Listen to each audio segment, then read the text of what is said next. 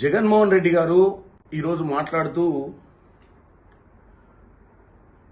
రాహుల్ గాంధీ గారికి చంద్రబాబు నాయుడు గారి మధ్యన రేవంత్ రెడ్డి గారు వాళ్లకు హాట్ లైన్లో ఉంచడం వల్లనే ఈరోజు ఆంధ్రప్రదేశ్లో జరిగినటువంటి ఎలక్షన్ కమిషన్ అవకతవకల గురించి మాట్లాడలేదని చెప్పి వ్యంగ్యంగా మాట్లాడటం జరుగుతుంది.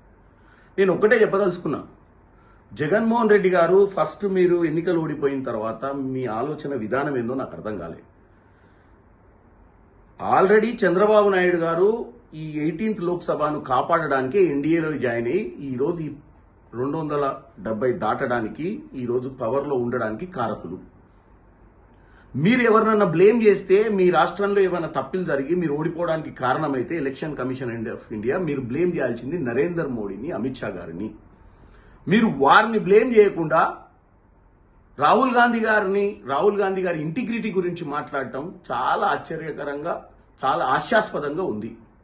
ఎందుకంటే మీరు ఈరోజు రాహుల్ గాంధీ గారు మహారాష్ట్రలో, హర్యానాలో, బీహార్లో, కర్ణాటకలో జరిగిన విషయాలు ఎందుకు మాట్లాడుతున్నాడు, అవి కొన్ని ఎగ్జాంపుల్స్.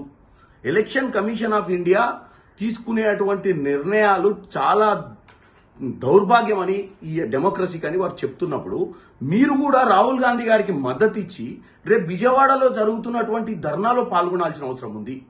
అంతే తప్ప తెలుగు రాష్ట్ర ప్రజల్ని తప్పుతో పట్టించే విధంగా మీరు మాట్లాడి రాహుల్ గాంధీ గారి ఇంటిగ్రిటీ గురించి మాట్లాడే అర్హత మీకు లేదు. ఎందుకంటే రాహుల్ గాంధీ గారే ప్రధానమంత్రి కావాలనుకుంటే 2004-09లో ఆయన ఆపేవాడే లేకుండే.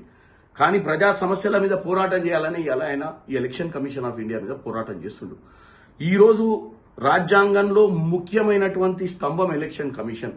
ఈ ఎలక్షన్ కమిషన్ ని నిలదీయకపోతే నిన్న మీకు అన్యాయం జరిగింది, ఇక్కడ కేజ్రీవాల్ గారికి అన్యాయం జరిగింది, రేపు ప్రతి ఒక్కరికి జరుగుద్ది. ఆయన చేసే పోరాటం ఒక్క రాష్ట్రం కోసం కాదు, ఆయన చేసే పోరాటం దేశ వ్యాప్తం కోసం చేస్తుడు. కాబట్టి మీరు ఈ తప్పుడు స్టేట్మెంట్లు బంద్ చేసి వాస్తవాలు మాట్లాడుకుంటా మీరు భయపడకుండా నరేంద్ర మోడీని, అమిత్ షాని ఎదుర్కోవాల్సిన అవసరం ఉంది. మీరు వారిద్దరి గురించి మాట్లాడకుండా వారి మాటలు ఎత్తితే, వారి గురించి మాట్లాడితే మీకెక్కడన్నా ఇబ్బంది అవుతుందేమో మీ కేసుల విషయంలో అని చెప్పి మీ యొక్క ఆలోచనతోటి మీరు మాట్లాడేది తప్పని తెలియజేస్తున్నాను.